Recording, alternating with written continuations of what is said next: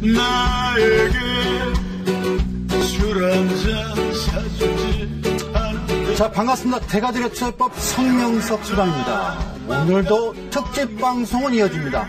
오늘 특집 방송 세 번째 시간이 되겠고요.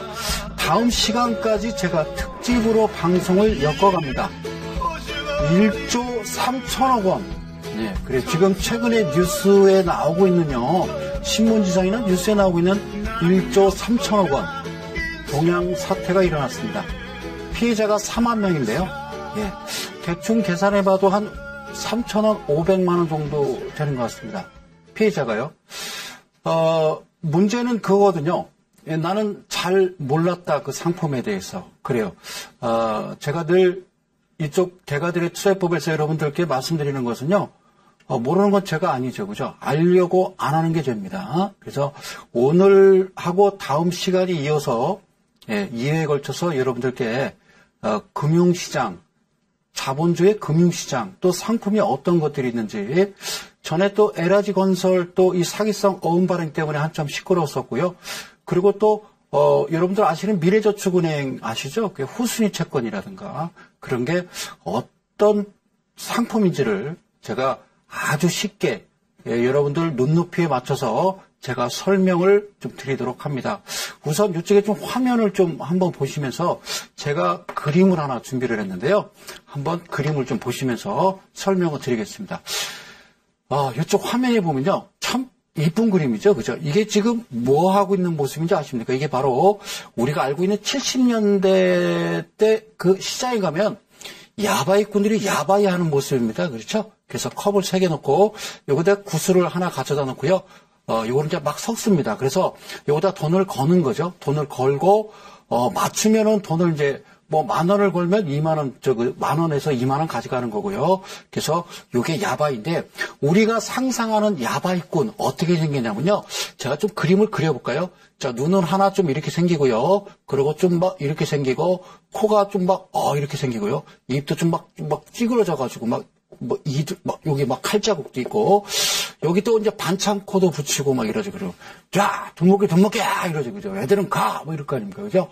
네, 그래서 사람들이 이렇게 해서 소위 이제 도박을 했습니다. 그런데 잘못 알고 계시는 게 우리가 지금 최근에 피해를 본 것은 뭐냐면 똑같은 야바이 형식인데요. 웃고 있습니다. 그렇죠? 예.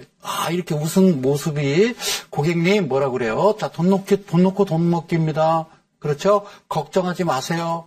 예, 돈은 불려드리겠습니다. 라고 해서 우리는 투자를 했는데 알고 봤더니 피해자라는 거죠. 그죠? 그런데 가장 중요한 거는 이 친구도 모른다라는 거죠. 이 친구도 몰랐다라는 거죠. 그래서, 양심의 가책을 느껴서 사실 제주지점 동양증권의 여직원이 자살을 하는 사태까지 일어났습니다. 저 사랑하는 대한민국 개인 투자 여러분, 그리고 이델리 가족 여러분, 상식적으로 한번 생각을 해볼까요? 자, 상식적으로 생각을 해볼까요? 이렇게 보는 겁니다.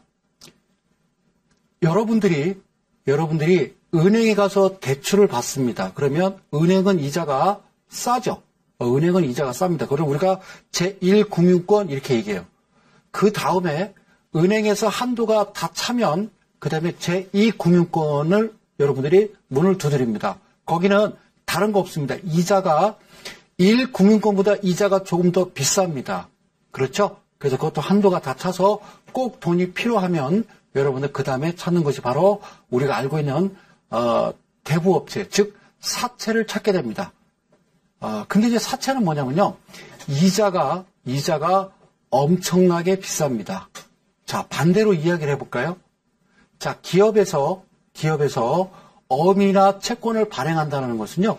채권이나 어음은 간단합니다. 자, 예를 들어 채권이다 그러면 여러분들한테 돈을 좀 빌리고 내가 이자를 이렇게 해서 줄게라고 어떤 그 차용증식의 형식 거기다 사인해서 주는 거와 진배가 없습니다. 그런데 A라는 우량한 회사는요, 채권 발행을 하는데, 어음 발행을 하는데 이자를 조금밖에 안 줍니다. 그런데 어느 날 B라는 회사가 이자를 많이 줄 테니까 우리 회사 어음을 사라고 했을 때 여러분들은 의심을 한번 해봐야 된다는 겁니다. 자, 거꾸로 내가 급전이 필요해서 돈을 빌리려고 할 때, 그렇죠. 내가 빌린 만큼 다 빌린 거죠. 더 빌릴 수 없을 때에는 결국에는 고금리 업자를 찾아간다라는 거. 그렇게 생각하시면 지금 일련의 사태가 어떤 엄청난 위험에 지금 도래했는지를 여러분들이 아실 수가 있습니다. 그저 나는 CP가 뭔지 모르고 은행 창구, 증권회사 창구 직원이 남자 직원이 괜찮다고 해서 나는 샀습니다. 물론 그것도 맞을 수는 있겠습니다만 그게 좀 어떻게 생각한다면요. 우리나라 금융의 허브를 자처하는 우리나라가 어떤 그 선진국이나 미국이나 일본이나 유럽에서 우리나라 지금 현재 터진 사건을 볼 때는요. 그분들은 좀 이해가 안 갈 겁니다. 어떻게 생각하면 좀 제 표현대로 얘기하면 배를 움켜쥐고 떼굴떼굴 굴르면서 웃을 수가 있어요. 그래서 오늘은요. 우리가 알고 있어야 되는 불편한 진실을 하나씩 여러분들한테 아주 쉽게 풀어서 설명을 해드리는 시간 드릴 테니까요. 그것도 주식과 상당히 연관이 되어 있는 상품들이 많습니다. 그러니까 오늘 강의 잘 들으시면 이게 바로 자본주의구나 라는 것을 여러분들 새삼 깨달을 수 있지 않겠는가 이런 생각을 가져봅니다. 자, 지금부터요. 정확하게 한 10초 후에 저는 다시 여러분들 뵙기를 원합니다. 자, 숨 한번 돌리고요. 잠시 후에 뵙겠습니다.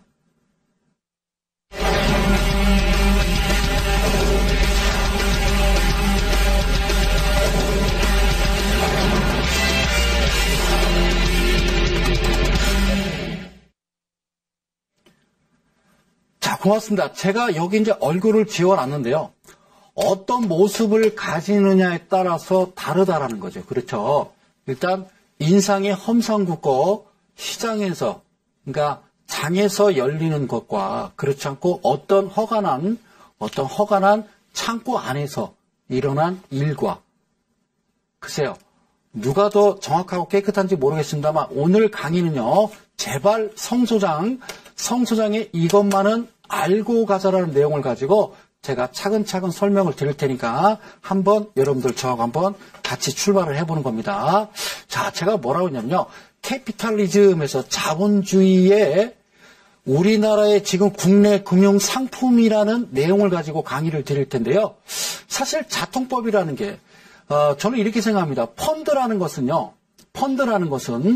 사실 우리나라 정서상 맞지 않는 것이 저는 펀드라고 생각을 합니다. 그리고 자통법 시행으로 인해서 우리나라 국민이 과연 얼마나 금융 상식을 많이 아느냐가 가장 중요한데요. 그래서 여러분들이 의지하는 것은 내가 주거래은행이나 내지는 거래하는 어떤 투자회사의 담당 창구 직원과 많은 대화를 나누게 됩니다. 그런데 실제적으로 그분들이 창고에 있는 직원들이 여러분들의 어떤 상품을 설명할 때는 여러분들 이 상품을 선택하시면 큰일 나고 원금 손실, 초과 손실 가능성이 있고요. 절대로 이 상품 가입하여서는 안 됩니다라는 얘기는 안 합니다. 다시 말씀드리면 자 주식시장에서 어떤 종목을 제가 추천을 하는데 여러분들 이 종목 사시면 상폐될 가능성이 있고 여기다가 한 2천만 원 들어갔다가 재수 없으면 한 달 만에 거래 정지되고 상장 폐지될 가능성이 있으니까 사든지 말든지 알아서 하십시오. 살 사람 아무도 없겠죠. 그렇죠? 네, 그래서 제가 오늘 드리고자 하는 메시지를 여러분들 차근차근 들으시고 과연 내가 지금 무슨 짓을 하고 있는지를 여러분들 하나씩 짚어가는 시간을 갖도록 하겠습니다. 자, 물론 잘 아시는 분도 계시지만요. 모르시는 분들이 대다수입니다. 저는 최근에 나오는 이 뉴스 내용을 보면서 상당히 충격적이다라는 그런 내용을 가지고 한번 강의를 드리도록 하겠습니다. 자, 화면으로 들어가서요. 자, 이렇게 일단 설명을 드릴게요. 우리가요, 여기 보실까요? 일반은행이라고 그래요. 일반은행부터 가볼게요. 일반은행은요, 우리가 그냥 시중은행 이렇게 얘기해요. 시중은행이라는 것은 자, 우리가 이제 뭐 있을까요? 신한은행, KB 국민은행, 하나은행 이런 게 이제 시중은행이라고 그래요. 시중은행. 그리고 지방은행이라고 있는데 지방은행은요. 우리가 경남은행, 전북은행 그리고 또 무슨 은행이냐면 부산은행 이걸 지방은행입니다. 이것도 똑같이 일반은행이라 한다. 그리고 외국은행 국내 지점이 있죠. 자, 자, 홍콩 상하이은행이 들어왔다가 우리나라에서는 버티지 못했죠. 물론 뭐 대형마트도 까르푸라든가 월마트도 못 버티고 나간 나라가 특이한 나라입니다. 우리나라는. 뭐 시티뱅크 이런 게 이제 외국은행 국내 지점이라고 그러고요. 근데 이 친구들이 무슨 일을 하느냐? 예금 그리고 적금을 받고요. 대출 우리가 은행의 이제 주요 업무를 우리가 이제 뭐라 그러냐면 주수입원이 뭐냐면 예대 마진이라고 그래요. 우리가 그래서 저축을 하고 예금을 하면 이 돈을 가지고 일반 은행에서는 자 어디다가 기업에다가 대출을 해줍니다. 그리고 또 유가증권 발행 이런 것도 하고요. 자 규제는 어디에 따르냐? 은행법을 따릅니다. 자 여기까지는 아시겠죠? 자 예금, 적금, 대출, 유가증권 발행하는 곳이 우리가 일반 은행이라고 하는데요. 여러분들 잘 아셔야 될 건 뭐냐면 여러분들 수중에 1억이 있습니다. 1억 있는데 과연 1억을 어디에다가 집어넣을 것이냐. 자, 은행도요. 분명히 여러분들이 구분하셔야 됩니다. 자, 특수은행이라고 있는데 자, 어떤 게 있냐면 첫 번째가 기업은행이 있습니다. 그래서 우리 송혜 선생님이 CF에서 나오시죠? 많이 보셨을 거예요. 기업은행에 여러분들이 돈을 예금하면 기업을 살린다고 그랬습니다. 그리고 기업은행에 여러분들이 예금하시면 어떻게 한다고 그래요? 그렇죠. 일자리를 만들어낼 수 있다. 기업을 살리니까. 그렇죠. 그러면 기업은행은 제 역할을 못한 거죠. 네, 그래요. 자, 그리고 농협 수협 돼 있는데요. 요건 중앙회를 얘기하는 겁니다. 서산군 해미면 내 있는 그 농협은요, 그건 단위농협이에요. 그건 은행이 아닙니다. 그런 비금융기관 이렇게 얘기하는 거고요. 여기서 농협과 수협은 뭐냐면 중앙회를 얘기하는 겁니다. 중앙회, 농협 중앙회, 수협 중앙회를 이야기하는 거고요. 그 다음에 그에 한국산업은행이라는 게 있고요. 그 다음에 수출입은행이 있는데 가장 중요한 거는 규제가 위에 일반은행은 은행법을 따르는데 특수은행은 특별법을 따릅니다. 그러면 특수은행은 어떤 일이냐면 여기 있는 은행들은 밑에다 제가 조그맣게 썼습니다만 요점 정리한 겁니다. 제가 한번 여러분들 읽어볼 테니까 정부의 전액 또는 출자로 설립된 은행이 기업은행, 농협, 수협, 산업은행, 수출입은행입니다. 그렇죠? 그래서 다른 상업은행, 자 일반 은행을 얘기하는 거예요. 하나은행, 신한은행 얘기하는 겁니다. 다른 상업금융기관인 일반 은행이 재원이나 채산성은요 이익이 나는 거죠. 손실보다 좀 이익이 낮아야 된다는 거죠. 전문성 등의 제약으로 말미암아 어떻게 자금을 공급하기 어려운 우리나라 국민 경제의 특수 분야, 특수 부분에 대해서 정부가 필요한 자금을 원활히 공급해 줌으로써 여기에다 공급해 줌으로써 일반 은행의 기능을 보완하는 거죠. 그리고 보완하고 이를 통해서 국민 경제의 균형적 발전을 도모하기 위함이라고 돼 있습니다. 이건 법으로 그렇게 돼 있어요. 특수은행이. 그런데 기업은행, 농협, 수협 하는 일 아시겠죠? 그럼 기업은행은 기업을 살리는 거죠. 기업을 살리는 겁니다. 정부에서 출자한 거니까요. 그리고 여기서 은행이 어려우면 누가? 정부에서 지원을 해준다고 되어 있고요. 농협중앙회는 농민들을 위한 거고요. 수협중앙회는 그러니까 어업을 하시는 분들을 위한 거죠.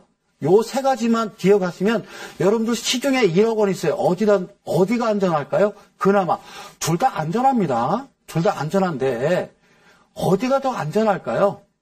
그렇죠. 제 생각에는 송혜 선생님 말씀이 맞는 것 같긴 한데 그런데 이쪽 은행과 이쪽 은행은요 전혀 다른 은행입니다. 이건 특수은행이라고 그래서 하여튼 정부 겁니다. 정부에서 출자하고 전액 또는 일부를 출자해서 이 은행은 어려우면 누가? 정부가 뭘 해준다고요? 자금을 공급을 해주는 곳이 바로 특수은행이다. 이렇게 하시면 되겠어요. 은행은 이렇게 이루어집니다. 자, 다음 화면 볼까요? 그 다음에는요, 여기 제가 위에 뭐라고 써있냐면요, 이렇게 써 있습니다. 비은행 예금 취급기관, 이게 아닐 비자를 써서 은행이 아니다라는 겁니다. 은행이 아니다라는 거예요. 정식적인 은행이 아닙니다. 그래서 우리가 종합금융회사라고 있어요. 종합금융회사가 있는데, 이거를 우리가 줄여서 뭐라고 그러면, 종금사 이렇게 얘기해요. 종금사 하니까 어디 저 설악산에 있는 어떤 절 이름인 줄 아시는데요. 절 이름이 아니고요. 우리가 종합금융회사를 종금사 이렇게 얘기해요. 여기서 어떤 일을 하느냐? 단타입니다. 주식으로 따지면. 이 회사는요, 단기 금융 업무를 하는 회사가 종금사라고 그래요. 물론 외자나 리스 업무도 하고요. 유가증권 업무도 합니다. 유가증권 업무도 합니다. 이건 이제 뒤에 제가 자료를 많이 준비해 왔으니까 여러분들 꼼꼼하게 한번 저하고 하나하나 짚어갈 필요가 있습니다. 제가 천천히 이야기하는 겁니다. 그 다음에요. B은행이 여기 뭐가 있냐면 상호저축은행이라고 있어요. 상호저축은행이라고 있는데 이건 뭐냐면요. 시장에 야채가게 우리 아주머니나 생선가게 아저씨 그들의 서민의 금융 편의와 뭐를 저축 증대를 목적으로 설립된 겁니다. 상호저축은행법입니다. 그래서 이제 물론 뭐 새마을금고나 신협이나 이런데 상호저축은행 같은데 보면은 시장에 가면요. 은행원 아가씨하고 은행원 남자 직원하고 쫙 유니폼을 딱 입고 남자 직원은 이제 저처럼 이제 양복을 딱 까맣게 입고 그다음에 이렇게 도로래를 이렇게 들들들들 끌면서 우리 김신혜 아주머니 오늘 장사 잘 되셨어요? 그래갖고 거기서 예금을 받고 해주죠. 그죠? 대신 직접 창고에 나오지 않으셔도 그 수고를 덜어드리는 그런 일들까지 하십니다. 그걸 바로 우리가 일단 B은행 예금 취급 기관에서 상호저축은행 이렇게 보시면 되고요. 그 다음에 이거 서민을 위한 은행이죠. 자, 그 다음에 신협 이렇게 하죠. 신용협동기구라고 그러는데 기구입니다. 이 안에 신협이 들어가 있는 건데 이게 바로 농협, 수협, 지역조합이라고 해서 단위 농협을 이야기하는 겁니다. 앞에서 이야기했던 특수은행하고 여기하고는요 전혀 달라요. 그건 특수은행이고 이건 은행이 아닙니다. 은행이 아니라 조합이에요. 그렇죠? 자, 두 번째는요, 신용협동조합이라고 있는데, 이거를 줄여서 신협, 이렇게 얘기하는데요. 우리가 8.3 조치 아십니까? 박정희 대통령 때 기업들이요, 사채업자들한테 돈을 다 빌려가지고, 이자를 못 내니까 허덕여서 우리나라 그때 위태위태 했었던 적이 있어요. 그때 박정희 대통령께서 동결을 했습니다. 기업들한테, 야, 사채업자한테 빌리는 거 갚지 마! 이래버렸어요. 갚지 마!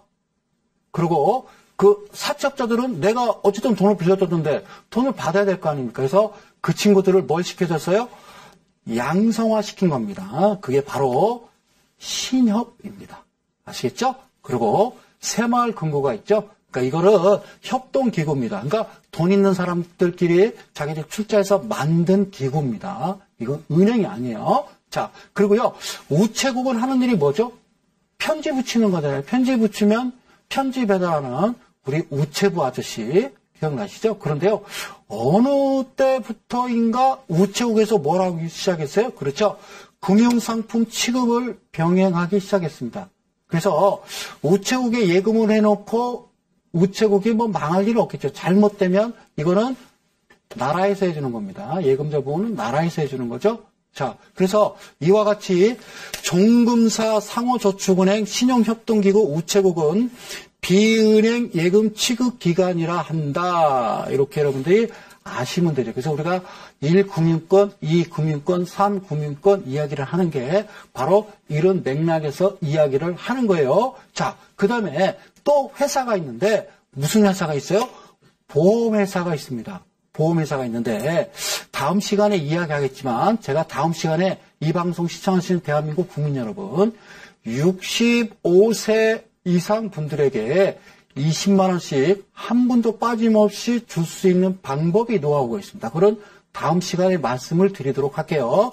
자, 보험회사는 두 가지가 있는데요. 우리가 생명보험회사라고 그러고요. 그 다음에 손해보험회사 이렇게 이야기해요. 그래서 여러분들 웬만한 국민들은 보험 하나씩은 다 들고 계시죠? 자, 보험회사는요, 생보사 이렇게 해요. 여기는 손보사 이렇게 해요. 생보사, 손보사는 절 이름이 아니라고 그랬어요. 자, 생명보험회사는 생명보험. 그러니까 내가 죽었을 때 또는 내가 살아있을 때 그리고 또 한 가지는 죽거나 살아있을 때 그거를 생사혼합보험이라고 그러고요. 상해보험은 내가 길을 가다가 넘어졌어요. 그래서 무릎팍에 아야 하고 피가 났어요. 예를 들자면 그렇다는 얘기죠. 이거를 상해보험 이렇게 얘기해요. 그런데 손해보험은 뭐냐? 우리 대표적인 게 뭐냐면 자동차보험, 끝입니다. 또 기억할 거 없죠? 자동차 보험. 그 다음에 화재보험, 해상보험은 뭐야? 어부들이요. 이분들, 그죠? 네, 어업 하시는 분들. 자동차, 해상. 그리고 화재보험은 뭐예요? 내가 가게나 영업장이나 집에서 불이 났을 때 보상을 받는 게 화재보험인데, 자, 이렇게 볼까요? 예를 들어서 내가요, 재래시장에서 생선가게, 호떡가게를 합니다. 그런데 내가 장사하는 재래시장이 60년 된 재래시장이에요. 그러니까 건물도 많이 노후되고, 막 전선도 치렁치렁하고, 가끔 이제 비가 오고, 천둥번개 치면 두꺼비 집이라고 그러죠. 거기서 찌릿찌릿 이렇게 불꽃도 튀고 이래요. 네. 그런 데서 저는 아주 열악한 데서 장사를 하고 있습니다. 호떡을. 그런데, 화재보험 들어줄까요? 손해보험회사에서 우리 가게 화재보험 들어줄까요? 안 들어줍니다. 화재보험 들어주는 곳은 아무래도 이쪽에서는 리스크를 줄여야 되니까 건물을 새로 진 무슨 1개월밖에 안 된 그런 빤듯한 그런 건물은 당연히 들어주겠지만 그런 쪽은 잘 들어주지 않습니다. 들어줄 수는 있어요. 조건이 하나 있습니다. 뭐죠? 그거는요, 보험금이 비싸겠죠. 아셨죠? 일단 아시겠죠? 네, 그래요. 그리고 우리가 꼭 아셔야 할 단어 하나, 피보험자 이렇게 해요. 피보험자는 그러니까 사망했을 때 받는 게 일단 생명보험이라고 그랬죠. 그러면 피보험자는 내가 보험을 받는 사람을 피보험자. 쉽게 이해할까요? 피가 나잖아요. 피 나는 사람이 받는 걸 피보험자다. 이렇게 여러분들 기억하시면 돼요. 제 식대로 가는 겁니다. 자, 볼게요. 저는 상당히 우리가 70년대 말이죠. 이 금융상품이라고 그러면 70년대에 우리가 할 수 있었던 것은 지금의 65세 되시는 분들입니다. 아시죠? 그때 당시에 우리 20만 원을 받고자 했던 그분들, 65세 이상 되시는 분들은 70년대 6.25 전쟁 끝나고 대충 수습하고 70년대 초반부터 뭘 했냐면요. 그냥 무조건 열심히 일하고 근면하고 성실하고 그랬습니다. 그래서 저축을 하고 또 그 돈을 모아서 또 아이들 가르치고 또 내가 못 배웠으니까 우리 아이들은 가르쳐야 된다. 의사를 시키든 판검사를 시키든 그런 열이 하나로 살아오신 분입니다. 그러니까 그때 그냥 그렇게 살아왔어요.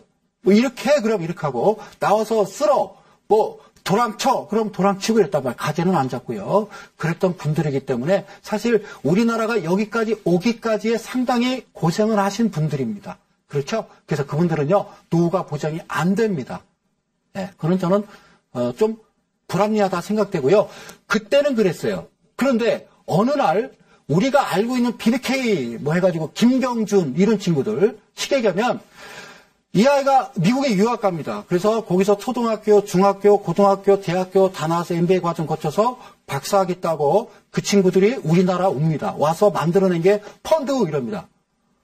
펀드? 얼마나 복잡하고 다양한 상품들이 있는지 아십니까? 몰랐잖아요. CP가 뭔지도 모르고 우리나라 4만 명이 1조 3천억이나 샀다라는 거는 그것도 저도 마음이 아픕니다. 그래서 그때는 그랬어요. 금융상품. 그런데 이게 이제 어느 정도 세월이 지나면서 우리나라가 새로운 시대에 접하기 시작합니다. 우리는 평생 지금 50대 되신 분들도 그냥 저축만 했어요. 학교 다닐 때 국민학교 다닐 때 보면은 저축왕 있고 집안이 괜찮은 친구들은 이렇게 학교다 내면은 선생님이 되게 좋아하고, 저는 이제 집안 형편이 어려워서 못 갖고 오면 선생님이 저는 육성임에도 제대로 못 냈으니까 많이 맞았었습니다. 그렇죠? 나쁜 선생님 같으냐고. 자, 볼게요. 금융상품이 두 가지가 있어요. 하나는 비금융 투자 상품. 여기 투자라는 말이 들어갑니다. 그리고 여기도 투자라는 말이 들어갑니다. 예전에는요, 1억을 은행에 넣으면요, 한 달에 100만 원이 나왔어요, 이자가. 그때 당시 100만 원이니까 지금으로 따지면 한 4,500 됩니다. GDP 계산하면. 그러니까 떵떵거리고 먹고 살만했죠. 까짓 거 1억만 넣어놓으면. 그렇죠? 지금은요. 얼마 넣어놔야 되죠? 10억 정도를 넣어놔야 이자 안 내고 한 300, 한 5, 60 정도 받죠. 근데 그것도 줄였습니다. 그렇죠? 네, 줄이다 보니까 5억으로 낮춰졌습니다. 그러자 돈 있는 사람들이 계좌에서 돈을 빼기 시작합니다. 그것도 위험한 건데. 자, 금융 투자 상품이 있고 비금융 투자 상품이 있다라는 거죠. 자, 상품이 많이 늘어나고 자통법 시행되면서 은행에서 뭘 한대요? 이거는요, 예금이에요. 은행에서 돈 넣어놓는 거예요. 은행에서 이자를 안 주네?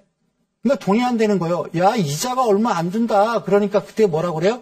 야, 기가 막힌 거 있어. 은행 이자보다 몇 배를 더 줄 수 있는 금융 투자 상품이 있는데 단 조건이 있더라. 어떤 조건? 원본 손실 가능성이래요. 원본이란 말은 원금, 내가 1억을 가지고 있는데 은행에 넣으면 1억에 이자 좀 붙겠지. 그런데 금융 투자 상품에 투자를 하면 수익은 많이 나겠지만 하이 리스크 하이 리턴. 그렇죠? 위험한 게 많이 남는다고. 그래서 우리가 이제 세간에 이제 시쳇말로 마약 장사 이런 얘기 하잖아요. 그죠? 자, 이게 원본 손실 가능성은요, 네가 1억을 가지고 투자를 하는데 딸 수도 있고 잃을 수도 있는데 1억을 손실 봐서 7천만 원, 6천만 원도 될 수 있거든 이 얘기입니다. 그렇죠? 그래도 할래 안 할래. 그러니까 어떤 사람들은 안 할래요. 어떤 사람은 그래 까짓 한번 해보자 라고 하면 옆으로 옮겨가죠. 그러면 이게 바로 원본 손실 가능성이 여러분들 하고 계시는 바로 증권입니다. 증권에는 채권, 어음이라든가 주식 이런 거를 우리가 증권이라고 얘기해요. 그런데 더 재밌는 게 있어요. 이거에서도 재미없으니까 여러분들이 뭐라고 그래요? 나 파생할래요? 이런 분이 있다고 그랬죠. 그죠? 예. 이것도 모르면서 파생을 한다라는 거죠. 그죠? 예. 이 상품이 어떻게 돌아가는지 시중에 돌아다니는 금융 상품의 기본적인 거 한 20가지는 알아야 파생이 어떻게 돌아가는지 아는데 주식에서 돈 잃었다고 원금 복구한다고 파생이 들어간다는 거죠. 자, 그러면 파생과 증권의 차이는 그겁니다. 여기는 뭐라고 써있냐면요. 원본 초과 손실 가능성 이렇게 돼 있어요. 그러니까 여기서는요. 주식은 사서 원본 손실이에요. 1억을 가지고 주식에 투자했는데 5천, 2천, 제로, 빵원이 될 수 있지만 이거는 뭐냐면 원본 초과 손실은요, 마이너스가 되는 겁니다. 내가 1억 갖고 해서 원금 다 깨먹고 마이너스 1,000, 2,000, 3,000 들어갈 수 있는 게 바로 원본 초과 손실 가능성인데 그래도 너 이거 할래 그러면 까짓거나 주식에서 잃었어. 1억 갖고 3,000 남았거든. 나 이거 해서 원금 복구해야 돼 이겁니다. 이거는 원본 초과 손실 가능성이 있는 겁니다. 아시겠죠? 자, 옆으로 넘어가면 이 파생 상품에도 두 가지가 있는데요. 첫 번째는요. 어디에 따라서 정형화된 시장에서 거래 여부에 따라서 장내 파생 상품이 있고 장외 파생 상품이 있다. 그래서 원래 애시당초 우리 지금 65세, 50세, 65세 그분들은 왜 박근혜 대통령께서 그분들을 보호해 주려고 그랬냐면 이분들은 우리나라를 지금 여기까지 바쁜꼴은 안 살잖아요. 여기까지 끌어오는데 진짜 아무 소리 안 하고 묵묵하게 일만 해 오셨던 분들이에요. 아시겠죠? 시키는 대로 했어요. 불만도 없었어요. 아셨죠? 이때 노조가 있었습니까? 70년대. 그렇죠? 자, 이런 게 있더라는 겁니다. 자, 다음 화면 넘어가서 보도록 하겠습니다. 증권 및 파생 상품이라는 건데요. 자, 두 가지를 볼게요. 자, 어렵지 않아요. 어렵게 생각하시면 안 돼요. 증권 및 파생 상품인데요. 우리가 여기 보면 전통적 증권이라고 그러면요. 세 가지가 있는데 첫 번째는 채무증권이라는 게 있고요. 두 번째 지분증권이라는 게 있고 세 번째 수익증권이라는 게 있어요. 자, 채무증권은 뭐냐면요. 말 그대로요. 지급 청구권이에요. 그래서 이게 뭐냐면 채무증권은 국채, 근데 나라에서 발행하는 채권, 그러니까 나라에서 여러분들한테 돈을 빌리는 겁니다. 그리고 차용증 써주는 거예요. 그걸 본드라 그래요. 그리고 지방채는 지방에서 발행하는 거죠. 지방에서. 그리고 사채는요, 무슨 대부업체가 아니고 회사에서 발행하는 겁니다. 아시죠? 예. 동양에서 발행하는 거, 채권, 사채라고 그래요. 그리고 여기 이제 기여모음, CP라고 그럽니다. 기여모음은. 이런 거를 우리가 지급 청구권이 있는 채무증권이라고 그래요. 이걸 이제 전통적인 증권인데, 자, 두 번째 지분증권이라고 있는데, 이건 출자한 겁니다. 출자 지분인데, 이거 뭐예요? 주식. 끝. 지분증권 뭐예요? 주식. 여러분들 좋아하는 거, 주식. 그렇죠? 자, 신주인수권 등등 있는데, 이거 나중에 또 제가 설명을 드릴게요. 네, 신주인수권 등등이 있고. 자, 수익증권이라고 있는데, 수익증권은요, 말 그대로 수익권이에요. 이건 신탁이죠. 돈 맡기는 거예요. 그다음에 수익증권 이렇게 있는데 오늘 여러분들이 가장 중요하게 보실 부분은요. 채무증권에 대해서 여러분들이 아실 필요가 있다는 거죠. 그래야 뉴스가 나오고 동양 사태가 일어나고 앞으로 또 어떤 대기업이 무너지지 말라는 법은 없거든요. 그래서 여기 또 밑에 뭐라고 되냐면 투자계약증권이라고 돼 있어요. 어렵습니까? 어렵지 않아요. 자, 투자계약증권은 뭐냐면 내가요 삼성전자에 투자하고 싶은데 수장님 저는요 돈이 100만 원밖에 없습니다. 근데 삼성전자를 사려면 140만 원을 내야 돼요. 한 주에. 그래서 코스피 시장에서는 이제 5만 원 이상은요, 시가총액 5만 원 이상은 한 주 거래가 되지만 5만 원 이하는 12주씩 거래잖아요. 삼성전자를 나는 그래도 사고 싶은데 돈이 100만 원밖에 없어요. 그럼 어떻게 해요? 100만 원 가진 사람들이 모이는 겁니다.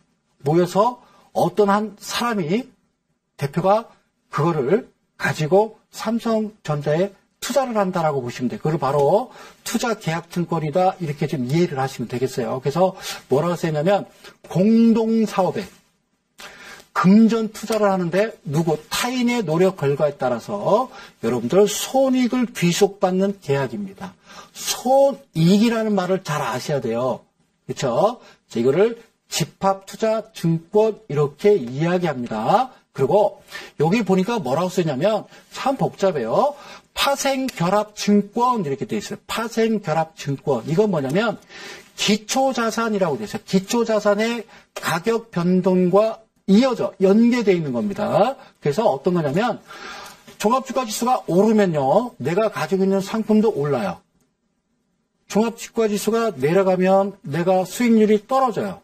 나도 돈을 같이 잃어요. 그런데 이런 상품도 있죠. 주가는 올라가고 나는 수익이 나고 주가가 그렇죠. 주가가 올라가는데 내가 손실을 보고 주가가 떨어지는데 수익이 보는 그런 상품들도 있어요.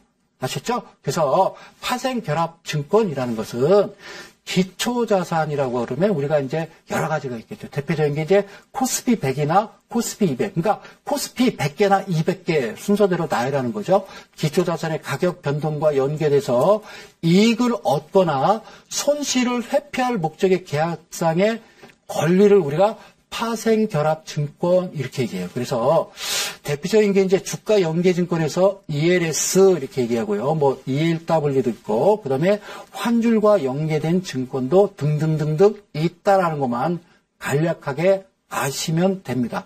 이러한 상품들이 있더라는 거. 이러한 상품들이 있더라. 자, 다음 화면 넘어갈게요. 자, 보세요. 그래서 우리가 방송에서 많이 들어봅니다. 그래서 우리가 MMDA 이렇게 얘기하죠. MMDA가 머니마켓 디포짓 어카운트 되는데 이 영어는 중요한 게 아니고 이걸 뭐라고 그러냐면 되게 길어.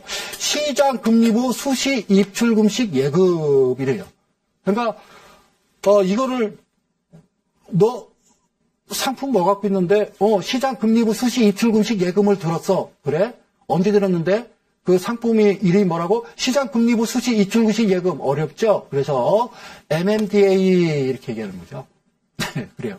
자, 이게 뭘까요? 제가 의의라고 그랬는데 MMDA는요. 가장 중요한 건 그겁니다. 금액에 제한이 없어요. 그러니까 뭐 100만 원을 넣어놓던 100억을 넣어놓던 금액에 제한이 없고 통장 개설 가능하고요. 수시로 내가 넣었다 뺐다를 할 수 있다라는 거예요. 그래서 입출금이 가능한 건데 MMDA는 간단한 게 뭐냐면요. 한 가지만 아시면 돼요. 한 가지. 지급 이자율은 뭐에 따라서 돈 많은 사람에 따라서 차등 지급하는 거예요. 아셨죠? 우리가 예금을 은행에 넣어놓고 적금을 넣어놓고 기간이 오래될수록 받는 이자가 많잖아요. 그런데 MMDA는 뭐냐면 필요 없다라는 거죠. 세상이 바뀌었습니다. 우리 지금 50대나 65세 어르신들 우리 한번 기억하자고요. 세상이 바뀌었다니까요. 이게 뭐야? 바뀌었다고요. 창고 아가씨, 창고 직원 이야기도 중요하지만 알아야 된다고요. 정확하게 알아야 되는데 이번에 이 사건 보니까 젊은 친구들이 많이 샀어요. 참 답답하죠. 그렇죠? 이거는요. 돈 많은 사람이 이자를 더 많이 받아요. 그게 바로 MMD예요. 다른 거 없어요. 자, 취급기간은 어디냐면요. 은행입니다. 은행이고 예치기간 금액은요 제한이 없다라고 말씀을 드렸어요. 그런데 MMDA가 왜 만들어졌냐면 견제하기 위해서 만들었어요. 뭐랑 견제하냐면 여기 보니까 MMF라는 게 있고요. 그 다음에 밑에 보니까 CMA 이렇게 돼 있어요. 자, 여기 볼게요. MMF라는 게 있고 여기에 CMA라고 있는데 자, MMF부터 갈게요. MMDA는 여기서 설명을 드렸으니까 어디서 취급한다? 은행. 이율은 확정금리입니다. 예금자 보호 여부는 보호됩니다. 그렇죠? 이건 보호되는 거예요. 그리고 MMF는 뭐냐면요. 얘는요. 증권사에서 발행하는 겁니다. MMF는 증권사에서 발행하고 더 재밌는 거는 판매는 은행에서도 해요. 오 마이 갓, 은행에서요. 그리고 이건 실적 배당이에요. 실적 배당이에요. 실적이 있어야 될 거 아니에요. 돈을 굴려서 실적이 있어야 배당을 해주는 겁니다. 그리고 요거는 예금자 보호 안 됩니다. 안 됩니다. 나는 모르고 했는데, 예를 들어서, 이 증권사가 망했어요. 내 돈은 어떻게 하죠? 못 받습니다. 아시겠어요? 못 받습니다. 그럼 내가 M&A 들지 뭐하러 미쳤다고 이거 드느냐? 아니죠.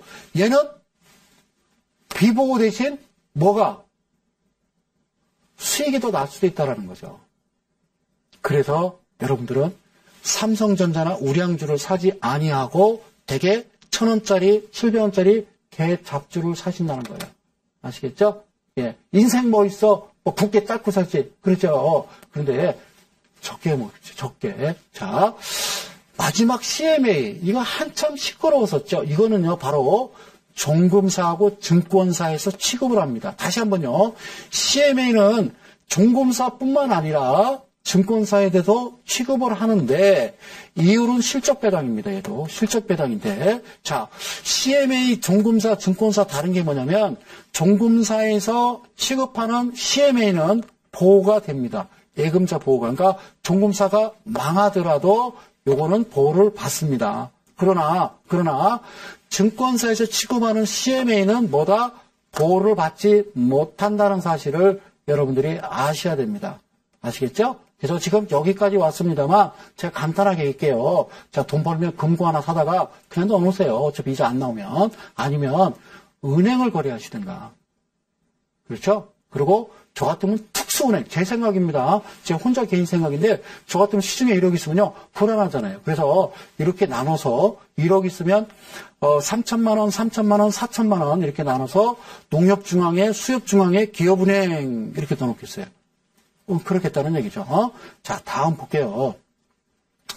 우리가 RP라고 그래요. RP. 왜 이렇게 쓰냐고 그랬어요. RP는 뭐냐면 환매 조건부 채권 이렇게 얘기해요.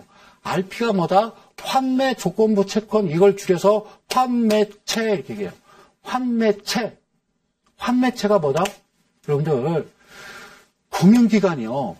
일정 기간이 지난 후에 다시 내가 사줄게. 어떤 조건으로? 그러니까 채권을 파는 거죠. 금융기관 채권을 팔고 어떤 경과 기간에 따라서 이자는 줍니다. 소정의 이자를 딱 붙여가지고 내가 대신 사줄게라는 걸 환매채라고 그래요. RP라고 그러는데 이걸 왜 하느냐? 우리가 아셔야 될 건 환금성이라는 거예요. 환금성. 환금성이라는 건요. 다른 말로 뭐냐면 언제든지 내가 현금화할 수 있는 건 환금성이라고 그래요. 그러니까 주식은요. 환금성이 좋은 거예요? 나쁜 거예요? 주식은요. 내가 10억 있어요. 자, 너무 큰가요? 1억 있어요. 삼성전자를 내일 아침에 장이 딱 열리자마자 삼성전자를 1억을 딱 샀어요. 그리고 정확하게 1초, 2초, 3초, 4초, 5초, 10초 후에 딱 팔 수가 있거든요. 언제든지 현금화할 수 있는 거는 주식인데 이 채권 투자의 약점이 뭐냐면 이게 약하다는 거예요. 황금성이 약하기 때문에 이걸 보완하기 위해서 만든 상품이 RP 환매채라는 거예요. 아셨죠? 그런데 원래 RP는 그런 데 쓰여지는 상품이 아니고 제일 중요한 거는요. 우리나라 국내 RP 거래 형태는 한국은행이 통화량을 조절하기 위해서 만들어낸 게 사실상은 환매채거든요. 시중에 풀었다, 이게 조절하기 위해서 만들어낸 게 사실 RP라고 그래요. 그리고 금융기관의 대고객 RP가 있고 기관 간에 RP가 있다라고만 아시면 돼요. 환매체, 채권은 뭐가 떨어진다? 황금성. 그때 돈 현금화 할 수 없는 약점이 있기 때문에 이게 만들어진 거다라고 보시면 돼요. 그러면은, 그렇죠. 이거 뭐 이자는 나중에 얘기하도록 하고요. 자, 그 다음에 볼게요. 여러분들. 자, 아까 이야기했던 CMA 갑시다. 캐시 매니지먼트 어카운트라고 그러는데, 요거는 뭐 아실 거고요. CMA가 뭐냐. CMA. 자, 여러분들한테 뭐를 받아요? 돈을 받아요. 그렇죠. 예탁금을 받아서 어디에 투자요? 그렇죠. 수익성이 좋은 어디에? 기업 어음인 CP. 야, 여기요. 그 다음에 할인 어음. 이거를요, 우리가 일본식 발음으로 와리깡 이렇게 얘기하죠. 그죠? 네, 할인 어음이나 단기 국공채, 국채나 공채. 그러니까 국채는 아시죠? 나라에서 발행할 국채고 공채는 뭐예요? LH공사. 이게 짧은 거죠. 그죠? 짧은 거에 투자를 하는 겁니다. 그리고 CD라고 그래요. 이따가 설명드릴게요. 양도성 예금 증서 등등 요게 금융상품으로 운용관리해서 이렇게 해서 발생한 수익금을 어떻게 해요? 여러분들한테 되돌려주는 이거를 어음관리구조라고 그래요. 그래서 유식한 말로 종합자산관리계정이라 한다. 이거를 뭐라고 그런다? CMA라고 그래요. 아시죠? CMA. 근데 이게 좋은 점이 뭐다? 자, 어쨌든 자유로운 입출금입니다. 언제든지 내가 넣었다 뺐다 할 수 있다라는 거예요. 입출금이고. 그 다음에 단자회사가 책임을 지고 운영하기 때문에 뭐가 높다? 안정성이 높다라는 겁니다. 이거를 바로 CMA라고 그래요. 그래서 한마디로 얘기하면 CMA는 여러분들이 예탁을 받아서 단타를 하는 거죠. 그죠? 길게 장기로 끌고 가는 게 아니다라는 거죠. 그런 상품만 골라서 빨리빨리 수익을 내서 여러분들한테 수익을 돌려주는 거죠. 실적 배당입니다. 아셔야 돼요. 아셨죠? 예. 여러분들이 잘못 착각하고 계신 게요. 제가 여기다 썼지만 예금자 보호, 비보호라는 건, 예금자 보호라는 건요. 자, 사랑하는 대한민국 국민 여러분.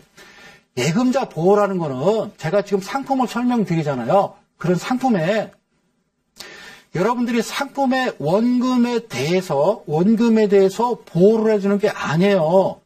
아시겠죠? 원금을 보존시켜 주는 게 아니라 그 회사가 망했을 때에 여러분들이 뭐 그 회사에 1억을 투자했던 그 상품에 2억을 투자했던 간에 얼마 5천만 원을 이야기하는 거예요. 5천만 원을 이야기하는 거예요. 그래서 제가 드리고 싶은 얘기는 5천만 원 이상 돈 있다 자랑 마세요. 그죠? 막 이렇게 그거는 글쎄요. 저는 그게 바람직하지는 않다고 생각해요. 투자는. 그래서 5천만 원 이하로 하세요. 은행도 사실은 뭐 잘못될 일은 없겠습니다만 잘못되게 되면은 여러분들 예금을 못 받아요. 얼마 받아요? 5천만 원 받으니까 제가 전에 그런 말씀을 드렸단 말이에요. 그래서 은행에 1억 5천이 있어요. 1억 5천이 있는데 여러분들 1억 5천이 있으면 은행 몇 군데에다가 계좌를 트겠습니까? 라고 물어봤더니 대다수 분들이 예, 세계은행에 5천만 원 넣어놓겠습니다. 라고 얘기하는 거예요. 왜 그렇게 넣어놓습니까? 했더니 은행이 잘못되더라도 일단 5천만 원은 보상 받거든요. 라고 하거든요. 이자는 안 받습니까? 이자 4천만 원씩 넣어야죠. 이자도 받아야 되니까 5천만 원 넣으면 이자가 날아가는 거 아닙니까? 그렇죠? 자, 그런데 CMA라는 게 그 한 가지만 있는 게 아니에요. 종류가 이렇게 있어요. 어떤 종류가 있냐면 첫 번째는 MMF형 CMA라는 게 있고요. 그냥 펀드 이렇게 생각하시면 돼요. 그 다음에 아까 얘기했죠. 환매체입니다. RP형 CMA라는 게 있고 그 다음에 MMW형 랩이라고 그래요. 랩. 그러니까 여러분 주방에 가면 랩 있죠. 랩. 그죠? 왜 주무시기 전에 왜 이렇게 허벅지에 이렇게 허리에 둘둘둘 말고 자는 거 있잖아요. 랩. 네? 고개 쓰는 거 아니에요? 네. 살 빠진다고 뭐 그러시는 분이 있는데 안 빠져요. 그렇게 하지 마요. 자, 피 한 통에 큰일 납니다.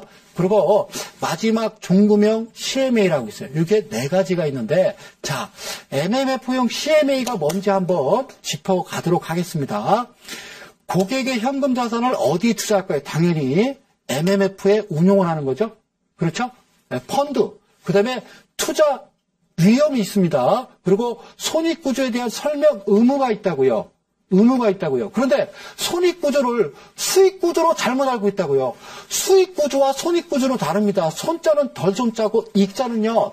더할 익자예요. 그러니까 손해보는 거고 이익 나는 거예요. 손해볼 수도 있고 이익 날 수 있는 구조에 대한 설명 의무가 필요한데 창고에 가면은 그분들이 되게 수익구조만 얘기해야지 이거 샀다가 잘못 작살날 수 있다고는 얘기 안 한다는 얘기예요. 그래서 이번 사건도 터진 겁니다. 네? 그리고 손실 가능한 상품이에요. MMF형 CMA는 예금자 보호 안 됩니다. 여기 망하면 못 받습니다. 그 다음에 환매체형 CMA는 뭐냐면 고객의 현금 자산을 어디에 투자한다고요? 그렇죠. 환매체에 자동 운용되는 겁니다. 그래서 이것도 투자 위험한 거고요. 손익구조에 대한 설명 의무가 필요한 게 이것도 RP형 CMA이고 손실 가능한 상품이에요. 이거 아셔야 돼요. 그리고 예금자 보호 안 됩니다. 비보호입니다. 안 됩니다. 그 다음에 레버 카운트라고 해서 이건 증권회사에서 하는 건데 투자 1인명입니다. 돈을 맡기는 거예요. 그러면 이건 이제 레버 카운트라고 단기 상품을 운영하는 겁니다. 이거 투자 위험한 겁니다. 그리고 손익구조에 대한 설명 의무 반드시 해야 되는 겁니다. 수익구조뿐만 아니라 손실에 대한 위험성도 고지를 시켜야 된다는 겁니다. 물론 여러분도 설명하고 사인 다 하죠. 거기 약관 다 있습니다. 위험에 대한 다 받았으니까 체크 하시잖아요. 근데 그걸 읽어볼 시간이 있습니까? 그걸 받아서 집에 가서 읽어보고 내가 일주일 있다 연락 줄게라고 해서 또 봐도 무슨 소리인지 모르거든요. 용어 자체가. 손실 가능한 상품이고요. 예금자 보호 안 됩니다. 아셨죠? 자, MMF형 CMA, RP형 CMA, 레버 카운터 안 되는 거죠. 자, 마지막 종금형 CMA가 있는데 요거는요. 아셔야 될 게 합병 배우셨죠? 그죠? 합병 배우셨잖아요. 제가 강의했잖아요. 종금사와 어디와 증권사, 그러니까 종금사와 합병된 증권회사에서만 판매 가능한 게 종금형 CMA라는 겁니다. 이거 위험합니다. 손익구조 같습니다. 그러나 한 가지 예금자 보호가 되는데 예금자 보호가 되는 거예요. 그러니까 이것도 실적 배당이란 말이에요. 단지 이 회사가 잘못됐을 때에 여러분들이 5천만 원 보호받는다는 거, 그거 한 가지밖에 없다라는 거 기억하시고요. 하나만 더 가도록 하겠습니다. MMF, 이거 머니마켓 펀드 이렇게 얘기합니다. MMF 특징은 뭐죠? 단타하는 거죠. 단기 금융상품, CMA도 마찬가지고요. 이건 더 강한 겁니다. 단기 금융상품에 투자하는 펀드를 MMF라고 그래요.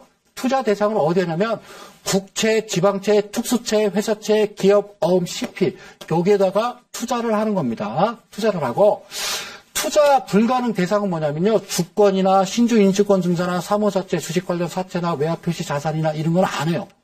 왜? 이거 시간이 필요한 거잖아요. 그죠? 그래서 편입 자산의 잔존 기간 이거를 이 이상은 들고 있으면 안 돼. MMF는 그게 뭐냐면 채권, 어음, 기업어음을 1년 이상 들고 있으면 안 되고 CD 기타 6개월입니다. 그리고 집합투자재산의 가중평균 잔존 만기가 90일이에요. 3개월. 그러니까 요거 이상 들고 있으면 안 되라는 게 MMF입니다. 그런데 편입자산의 신용등급 상위 2개 등급 이상만 취급하기 때문에 안전하다고 생각이 된다라고 생각이 듭니다만 실제적으로는 그렇지 않다라는 거 여러분들이 꼭 기억을 하시면 됩니다. 자, 저를 한번 보시죠. 사랑하는 대한민국 개인 투자 여러분. 제가 다음 시간에도요.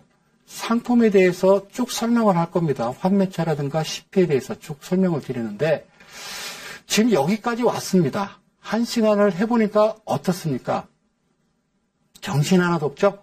그죠? 저는 여러분들한테 그런 말씀 드리고 싶습니다. 안전한 은행에 그냥 예금하십시오. 이자가 적더라도. 그리고 정확하게 꼼꼼하게 안 다음에 적은 돈으로 투자를 하시는 겁니다. 주식도 마찬가지입니다. 내가 돈이 3억 있어. 좋은 거 없어. 있기는 뭐가 있어요. 그러니까 정확하게 차근차근 알고 하셔야 된다는 거 말씀드리고요. 저는 여기까지입니다. 다음 시간에 또 활기차게 또 성수상은 돌아옵니다. 고맙습니다.